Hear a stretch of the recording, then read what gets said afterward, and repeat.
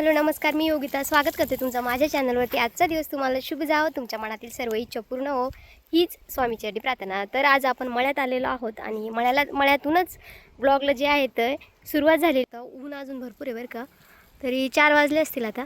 आणि ना आज आपल्याला लसूण काढायचा आहे। आता लसूण लावताना मी जो व्हिडिओ आहे तो तुमच्याशी शेअर केला होता। तर बघा आता लसूण कसा निघतो मी तो तुम्हाला दाखवते। हा बघा, बिलाईतचं झाड, याला ना खत पाणी घालतं एवढं होतं ते।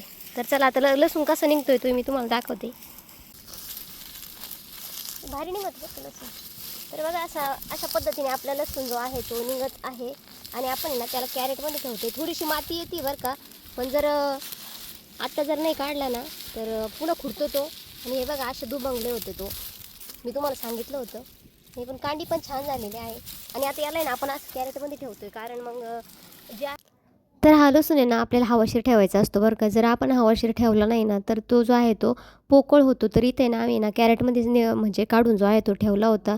नंतर जे जाळे आहे ते बांधायला सोयीस्कर जाणार होते। तर आणि संध्याकाळच्या वेळेसच आज लसूण काढायला लागलो होतो बरं का, कारण आहे ना ऊन तर खूपच पडतं। आणि कांड्या आहे ना आधी तुम्हाला मी म्हणजे काय मी येता जाता दाखवत होते की कशा झालेल्या आहे काय। तर शेवटचं पाणी दिल्यानंतर बऱ्यापैकी झालेल्या होत्या, पण थोडीशी माती येत होती त्याला। तर त्याच्यामुळे ना मग म्हटलं जरा माती निघून जाईल। आणि इथं आता आम्ही दोघं पण आहे ना जे आहे ते लसूण काढायला लागलो होतो। काका पण होते, नंतर म्हणजे शेवट आले होते ते पुढे बसले होते आणि आम्ही इकडे पाठीमागं बसलो होतो।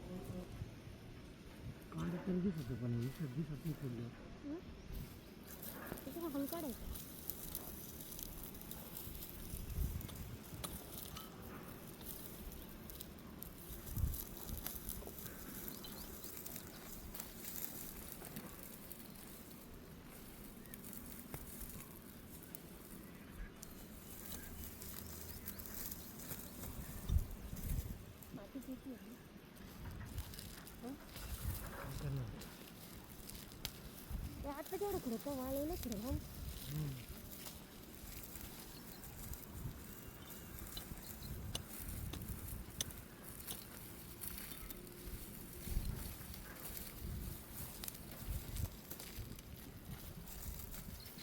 हळूवर का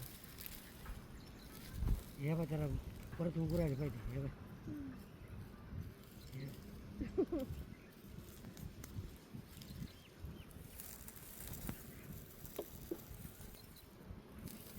काढून देतो तिकून ते उडेल असेल।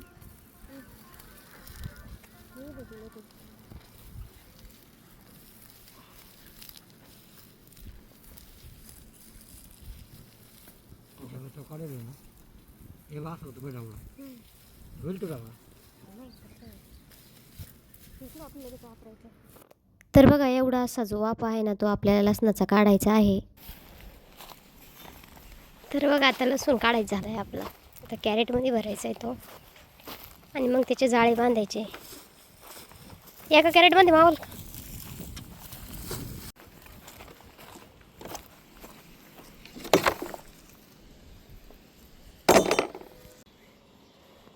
तर बघा असं आणून ठेवलेलं आहे पद्धतीने, जाळे बांधून आहे ना असं टांगून दिलं जातं तो। तर आता आहे ना दिवस जास्त मावळला होता आणि मग घरी जायला उशीर होणार होता। तर म्हटलं आता आहे ना बाकीचे जाळे ते आहे काकाने त्यांनीच म्हणजे सासऱ्याने त्यांनी बांधले होते। आणि आता मी ना इथं मुलींसाठी ना जो हरभरा आहे ना तो घ्यायला आले होते। तर बघा घाटे खूप आलेले आहे आणि आपल्या शेतात असलेला माल जो आहे ना तो खाण्याची मजाच काहीतरी वेगळी असते। आणि आता हा दुसऱ्या दिवशीचा व्हिडिओ आहे, कारण मामाला जायचं होतं 12 गाड्याचा जो म्हणजे कार्यक्रम आहे त्यासाठी। तर 5 दिवस आहे ना 12 गाड्या ओढण्याआधी घटी बसवलं जातं। तर आम्ही निघालो होतो, पण ऊन खूप होतं आणि इथं आम्ही ना थोड्या वेळ जे कार्प वगैरे आहे ते बांधण्यासाठी थांबलो होतो। तर इकडं थमचा डोंगर आहे आणि इकडं साईडला आणकाईचा डोंगर आहे। दोन्हीच्या मध्ये इथे एक चिंचाचं झाड होतं, चिंचा होते त्याला, पण खायला काही वेळ नव्हता। तर आता आम्ही गावाकडं म्हणजे मनमाडपासून थोड्याच अंतरावर त्यांचं गाव आहे, तर तिकडं निघालो होतो। तर बघा कडक असं ऊन पडलेलं होतं, कडक उन्हामध्ये ना 4 व्हीलरची खरंच आठवण होती बरं का। आणि चला आज ना उद्या पण आपली पण होईल। तर इथं मंदिरात गावात आलो होतो। तर आहे ना कार्यक्रम 9 वाजता होता, पण घरून आम्हाला आटोपता करता 11 वाजले होते। आणि नवरदेव जो आहे त्याची हळद वगैरे लावून सर्व जो कार्यक्रम आहे तो झाला होता। आम्ही शेवटी गेलो, वाटलं होतं खूप छान शूट घेईल, पण आहे ना घरी म्हणजे कारण रविवारचा दिवस असल्यामुळे ना कामाची खूप गडबड होती। आणि त्याच्यामुळे आम्ही तो कार्यक्रम मिस केला नाही. तर खरंच मला व्हिडिओ काढायला म्हणजे भारी वाटलं होतं की आपण खूप छान असं जे मेमरीज आहे ते कॅप्चर करून घेऊ. आणि खूप छान असं मंदिर आहे बरं का. गावामध्ये गेल्यानंतर खरंच प्रसन्न असं वाटतं आणि मस्त त्यांनी रांगोळी वगैरे सडा वगैरे टाकलेला होता. आणि खरंच मस्त असं जे मंदिरा परिसर आहे तो छान होता.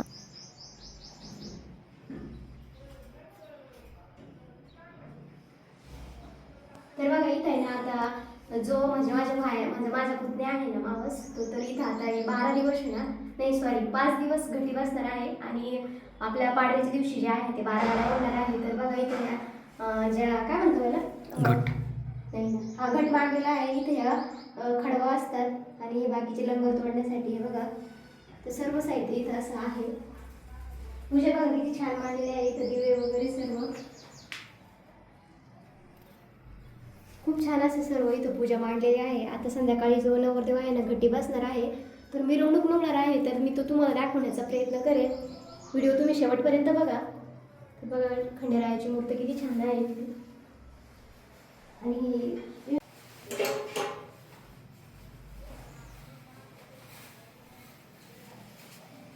दर्शन वगैरे घेतलेलं आहे. आपण आता घराकडे चाललेलो आहोत. तर चला आता आपण घराकडे निघूया.